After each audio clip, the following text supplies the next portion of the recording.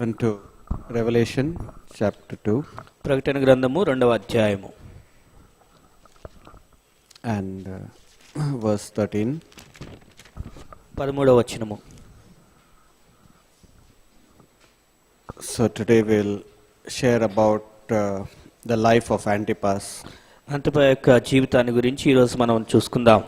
Here in verse 13 it says, I know thy works and where thou dwellest, where even Satan's seat is, and thou holdest fast my name, and hast not denied my faith, even in those days wherein Antipas was my faithful martyr, who was slain among you, where Satan dwelleth.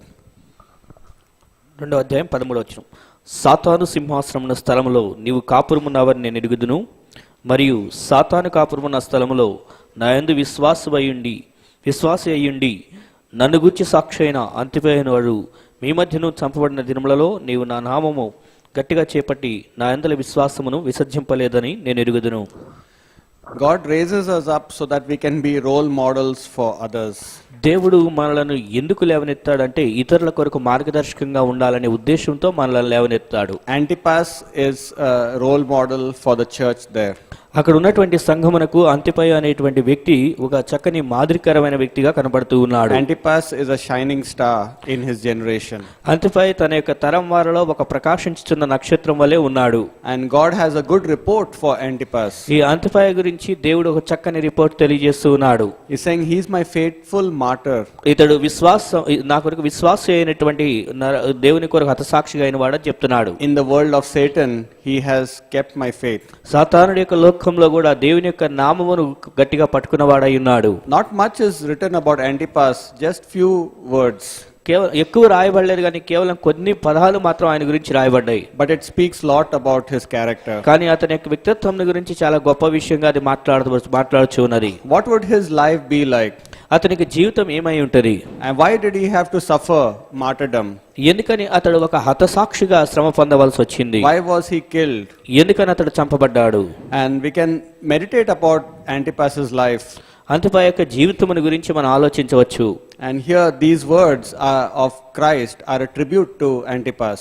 ఇక్కడ ఈ యొక్క అంతిపాకు అనేటువంటి దాని గురించి ఉన్నటువంటి మాటలుగా తెలియజేయబడుతున్నాయి. God is like saluting him that he is my faithful martyr. దేవుడు అతని గురించి ఒక గొప్పగా తెలియజేస్తున్నటువంటి ప్రశంసిస్తున్నటువంటి మాటలు ఉన్నాయి.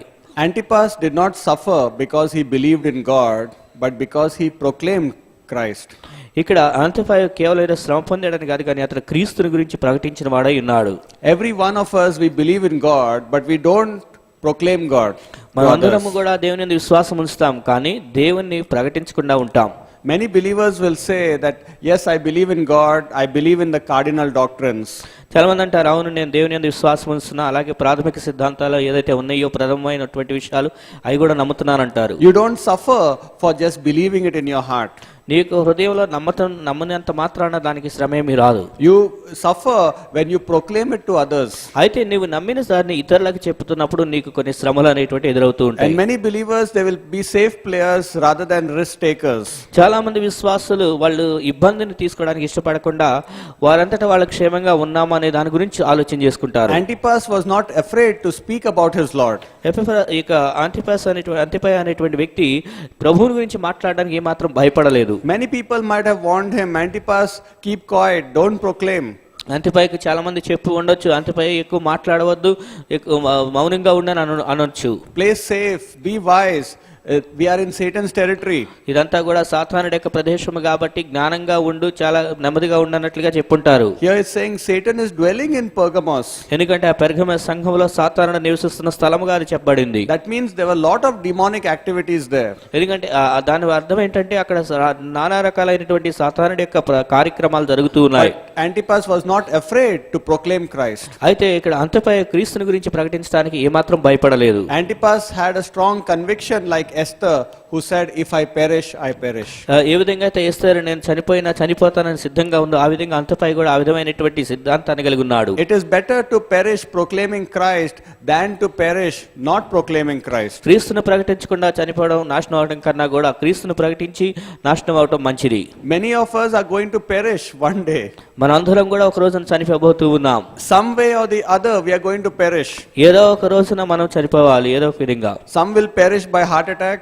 కొందరికి గుండె జబ్బు రావడం ద్వారా చనిపోతారు. Some will perish in old age. కొంతమంది ముసలి వయసు రావడం ద్వారా చనిపోతారు. Some will perish by accidents. కొందరు ప్రమాదాలు జరగడం ద్వారా చనిపోతారు. Some will perish by some sickness or some disease. కొందరికి కొన్ని అనారోగ్య రోగాలు రావడం ద్వారా అందును బట్టి కూడా చనిపోతారు.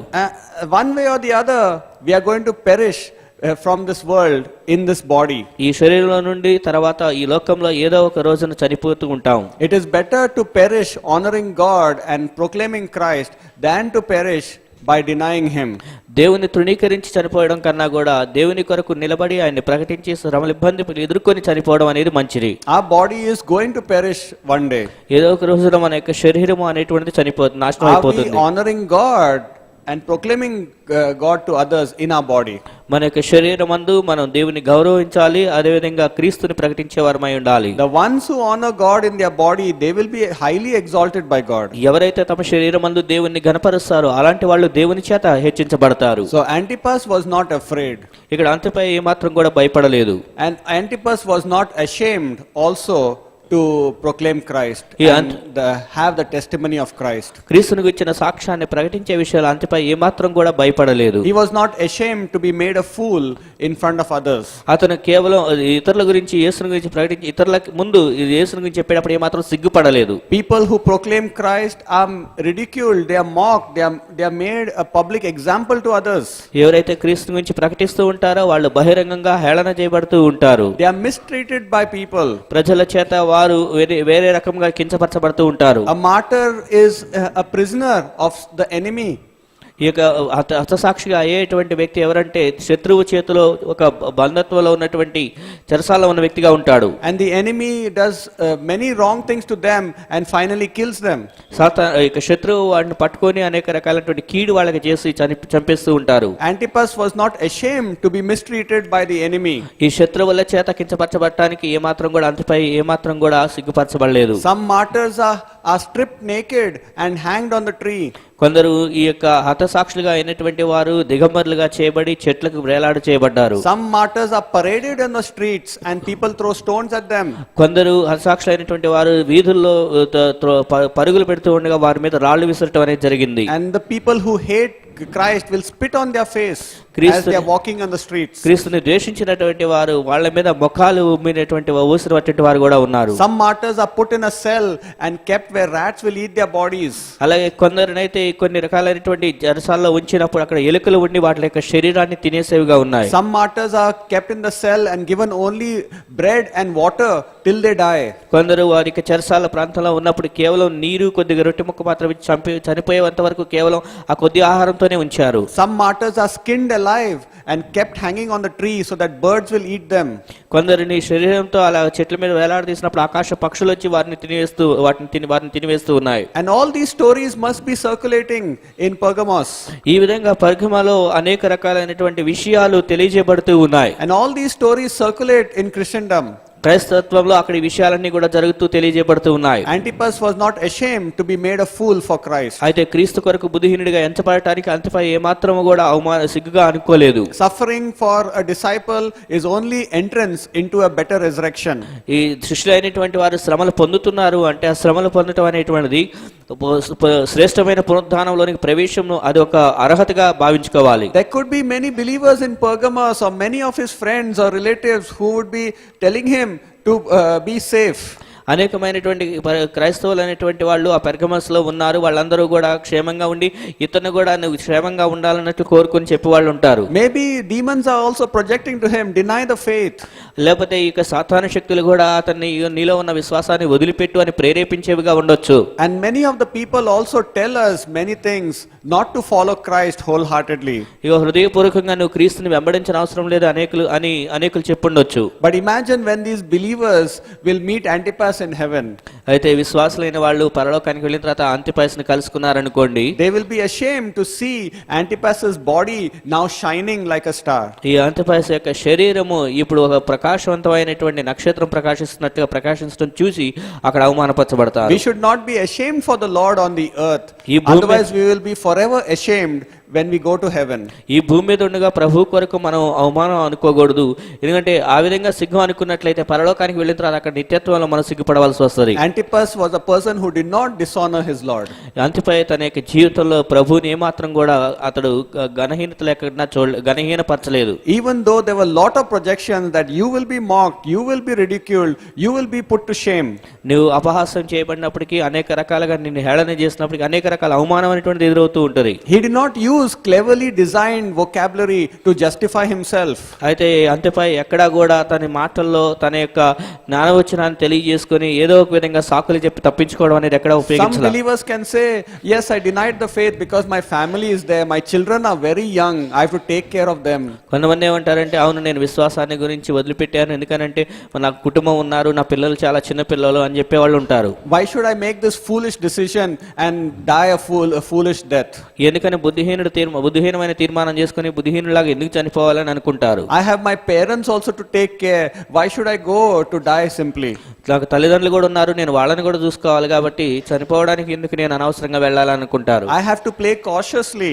నేను జాగ్రత్తగా ఉండాలన్నట్లుగా అనుకుంటారు. Doesn't the Bible say also to be wise as serpent? Bible గ్రంథంలో కూడా ఉంది కదా, పాముల వలె వివేకంగా ఉండమని అని చెప్తారు. And some people will in their heart subconsciously they are ashamed to be made a fool.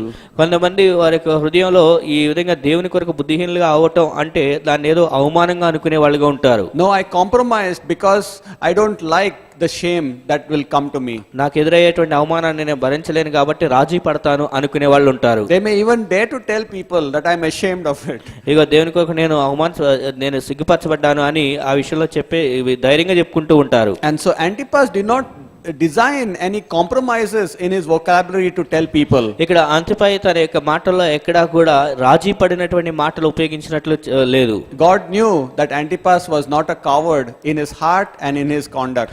అంతిపైకు తన యొక్క హృదయంలో గాని తన ప్రవర్తనలో గాని ఎక్కడ కూడా పిరికివాడు కాదు అని దేవునికి తెలుసు. Because Antipas was yoked to Christ in his life. ఎందుకంటే అంతిపైకు దేవునితో ఒక కాడి కట్టబడినటువంటి వాడుగా ఉన్నాడు క్రీస్తుతో. When we are yoked to Christ, then he is the stronger person who will carry us forward till the end. క్రీస్తుతో ఎప్పుడైతే మనం కాడి కట్టబడినటువంటి వారంగా ఉంటాం అప్పుడు ఆయన బలవంతుడైన వాడు కాబట్టి ఆయన బలంతో మనల్ని ముందుకు తీసుకువెళ్తాడు. A yoke means there is a stronger person and there is a weaker person. కాడి కట్టినప్పుడు ఏమైందంటే ఒక బలమైనటువంటి వ్యక్తి ఉంటారు, బలహీనమైనటువంటి వ్యక్తి ఉంటారు. The weakness of the weak person is covered by the strength of the stronger person. బలహీనుడి యొక్క బలహీనత అనేటువంటిది బలవంతుడైన బలము చేత అది దాంట్లో అది కవర్ చేసేదిగా ఉంటున్నది. It is the strength of the stronger person that will bear the burden of that yoke.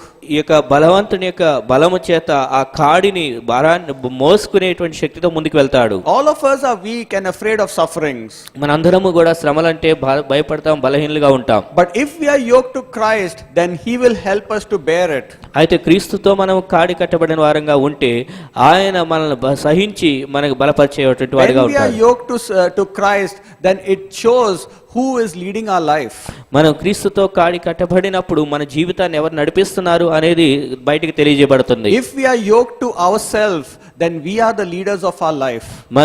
మనమే కాడి కట్టుకున్నట్లయితే మన జీవితానికి మనమే నాయకులం అయిపోతాం. Many believers are yoked to themselves, to their old sin nature. అనేక విశ్వాసులు వారికి ఉన్న పాప స్వభావానికి వారికి కాడి కట్టుకున్న జీవితం కలిగి ఉంటారు. That means they want their old sin nature to lead them and not Christ. అంటే వారికి ఉన్న పాప స్వభావం వారిని నడిపించాలని కోరుకుంటారు కానీ క్రీస్తు వారిని నడిపించడు. The one who is yoked to Christ will be true to Christ till the end. ఎవరైతే క్రీస్తుతో కాడి కట్టబడతారో వాళ్ళు అంతం వరకు కూడా క్రీస్తుతో ఉన్నవారై ఉంటారు. And so Antipas was allowing Christ to lead him till the end of his life. అంతిపైసు తన యొక్క జీవిత అంతం వరకు కూడా క్రీస్తు నడిపించాలని క్రీస్తును అనుమతిస్తున్నాడు. And not his old sin nature who would tell him to compromise. తనలో ఉన్నటువంటి పాప స్వభావం రాజీ పడమని చెప్తుంటే ఆ మాట వినలేదు. The old man will always tell us, live a comfortable life, it's not worth it. ప్రాచీన పురుషుడు ఎప్పుడూ కూడా సౌఖ్యవంతమైన జీవితాన్ని జీవించు, శ్రమల పడవలసిన పని లేదని చెప్తూ ఉంటాడు. The yoke of the old sin nature is very exciting, very tickling. ఈ పాప ఆలోచన జీవితం అనేటువంటిది అది మనల్ని ఉత్సాహపరిచేటట్లు చేస్తుంటున్నది. But it does not hold good for our future. అది మనకి భవిష్యత్తులో ఏ మేలు చేసేదిగా ఉండదు. It does not hold good for eternity. అది నిత్యత్వానికి కూడా ఏ మేలు చేయదు. And so such people will not inherit the earth. అలాంటి వారు భూమిని స్వాధీనపరచుకోలేరు. Antipas honored Christ, and that's why Christ will honor Antipas. అంతిపస్ క్రీస్తుని గణపరిచాడు కాబట్టి అంతిపస్ని క్రీస్తు కూడా గణపరుస్తాడు. Those who honor Christ will be honored by giving an inheritance on the earth in the millennial kingdom. ఎవరైతే క్రీస్తుని గణపరుస్తారో అలాంటి వాళ్ళు ఈ భూమి మీద 1000 ఏండ్ల పరిపాలన జరుగుతున్నప్పుడు వాళ్ళని కూడా క్రీస్తు గణపరుస్తాడు. Christ is going to come with the faithful people, and they are going to rule cities. నమ్మకమైనటువంటి ప్రజలతో క్రీస్తు ఈ లోకానికి మరలా వచ్చి వారికి ఇక్కడ పట్టణములు అప్పగించబడతాయి, వారు పరిపాలన చేస్తారు. And definitely Antipas is going to be one of the rulers in the millennial kingdom. ఖచ్చితంగా ఈ యొక్క 1000 ఏండ్ల పరిపాలన కాలములో అంతిపయకు కూడా ఒక నాయకుడిగా పరిపాలకుడిగా కనపడతాడు. Many believers are satisfied with the inheritance in heaven. They don't want an inheritance on earth. చాలా మంది విశ్వాసులు ఆ పరలోకంలో ఉండే వారసత్వాన్ని పొందబోతున్న ఆ స్వాస్థ్యం చేయాలనుకుంటారు, కానీ ఈ భూమి మీద పరిపాలన కాలం గురించి ఆలోచన చేయట్లేదు. Christ always honors those who honor him. క్రీస్తు ఎల్లప్పుడూ కూడా ఆయన్ని గణపరిచిన వారిని గణపరుస్తాడు. And those who are not ashamed of him. ఆయన గురించి సిగ్గు లేదు అనుకున్న వాళ్ళని గురించి ఆయన గణపరుస్తాడు. But the yoke of self will never be honored by Christ. అయితే ఈ యొక్క మన యొక్క స్వార్థపూరితమైన ఆలోచనలు కలిగి ఉన్నప్పుడు తద్వారా అప్పుడు అలాంటి సమయంలో క్రీస్తు గణపరచడు. Those who honor Christ are not careful of themselves, of their possessions, of their loved ones. క్రీస్తుని గణపరిచేటువంటి వాళ్ళు వారి గురించి ఏమి పట్టించుకోరు, వాళ్ళకి ప్రియమైనటువంటి వాళ్ళ గురించి లేకపోతే ఇంకా వాళ్ళ ఆస్తిపాస్తుల గురించి ఏమి ఆలోచన చేయరు. They are not mindful that I need all these things and I have to please all these people. నాకు ఇవన్నీ అవసరము, లేకపోతే నేను వీళ్ళందరినీ సంతోషపరచాలనేటువంటి ఆలోచనలో ఇక వాళ్ళు ఉండరు. They are only mindful of pleasing God. వారు దేవుని సంతోషపరిచే విధానంలోనే ఆలోచన కలిగి ఉంటారు. And if you are mindful of yourself and your beauty and your possessions and your loved ones, you will never come forward for God. నీవు నీ యొక్క అందము గురించి లేకపోతే నీకున్నటువంటి వస్తు విషయాల గురించి నీ ప్రజల గురించి ఆలోచన చేస్తూ ఉంటే నువ్వు క్రీస్తు కొరకు ముందుకు రాలేవు. Self preservation is not the law of the kingdom of God. నీవు భద్రంగా పరచుకొని నిన్ను నీవు గురించి నీ అన్ని భద్రత కలిగి ఉండాలనుకుంటే అది దేవుని రాజ్యంలో ఉండడానికి అది యొక్క సూత్రం కాదు. Self preservation is the law of the flesh. ఈ యొక్క మన స్వార్థం కోసం మనం అన్ని భద్రంగా చూసుకోవడం అనేటువంటిది శరీరాస్పదమైనటువంటిదై ఉన్నది. The flesh wants to preserve itself, preserve its body, love itself. ఈ యొక్క మనలో ఉన్నటువంటి మన స్వీయ పద్ధతులు అనేటువంటివి మనకు మనం ప్రేమించుకునేటువంటివిగా మనకు ప్రేమించేవిగా చేస్తున్నాయి. Missionaries have gone to places where there is no water for days. కొంతమంది క్రైస్తవ దేవుని సేవకులు అనేటువంటి వాళ్ళు నీరు కూడా లేని ప్రాంతాలకు వెళ్లి సేవ చేశారు. No water to take bath and to wash their hair. స్నానం చేయడానికి గాని తలను శుభ్రపరచుకోవడానికి కూడా నీళ్లు లేని స్థలాల్లోకి వెళ్ళారు. No water to wash their clothes. బట్టలు ఉతుక్కోవడానికి కూడా నీళ్లు లేని స్థలాల్లోకి వెళ్ళారు. And they were successful. అలాంటి చోట్ల కూడా వాళ్ళు విజయవంతమైన సేవ చేశారు. They have gone to places which is filled with diseases and viruses and mosquitoes. అనేక రకాలైనటువంటి రోగాలతో నింపబడిన ప్రాంతాల్లోకి వెళ్లి వారు సేవ చేశారు. And they went through many diseases for many seasons. అనేక రకాలైనటువంటి అనేక వ్యాధులు రోగాలు వారు ఎదుర్కోవాల్సి వచ్చింది. William Borden was a missionary who was born in a rich family. William Borden అనేటువంటి ఒక దైవ సేవకుడు, అతడు ధనిక కుటుంబాల్లో పుట్టినటువంటి క్రైస్తవ సేవకుడు. And he left his riches and he set sail for the mission field. అతడు తనకున్నటువంటి ఐశ్వర్య మొత్తాన్ని వదిలిపెట్టేసి దేవుని సేవ కోసమని బయలుదేరాడు. And in his Bible he wrote no regrets, no returns, no reservations. తన యొక్క బైబిల్ గ్రంథంలో ఏం రాసుకున్నాడంటే ఇంకా వదిలేసిన దాని గురించి ఏ మాత్రం చింతపడవలసిన పని లేదు, ఏ మాత్రం దానికోసం వెనక్కి చూడవలసిన పని లేదు, దాని గురించి ఆలోచించవలసిన పని లేదు రాసుకున్నాడు. No regrets of leaving his riches. తనకున్న ఐశ్వర్యాన్ని వదిలిపెట్టినందుకు ఏ మాత్రం పశ్చాత్తాపడలేదు. No regrets of leaving his acres of land. తనకున్న ఎకరాల కొలది స్థలాన్ని వదిలిపెట్టినందుకు దాని గురించి కూడా ఏం ఆలోచన చేయట్లేదు. No returns. ఇంక మళ్ళీ దాంట్లో నుంచి లాభం పొందాలని కోరుకోవట్లేదు. I don't want to come back to that. I want to be on the mission field and die on the mission field. మళ్ళీ నేను తిరిగి రావాలి అనేది ఇక్కడికి రావాలని కోరుకోవట్లేదు, కానీ నేను ఎక్కడైతే సేవకు వెళ్తున్నానో అక్కడే చనిపోవాలని కోరుకున్నాడు. That is the spirit of a person who has a laid down life. ఎవరైతే దేవుని కొరకు ప్రాణత్యాగం చేయాలనుకుంటున్నారో అలాంటి జీవితాన్ని కలిగి ఉంటారు. Not like a person saying there is no shampoo on the mission field, there is no lipstick, there is no powder, there is no makeup. అయ్యో పరిచర్యకి వెళ్తే అక్కడ షాంపూ ఉండదు, లిప్స్టిక్ ఉండదు, పౌడర్ అనుకునేటువంటి జీవితం కాదు. There's no mosquito bat, there's no odomus. దోమల కోసం దోమల బ్యాట్ లేదు, లేకపోతే ఒడోమస్ లేదని బాధపడకూడదు. They cannot stay for one day, they forget about few years.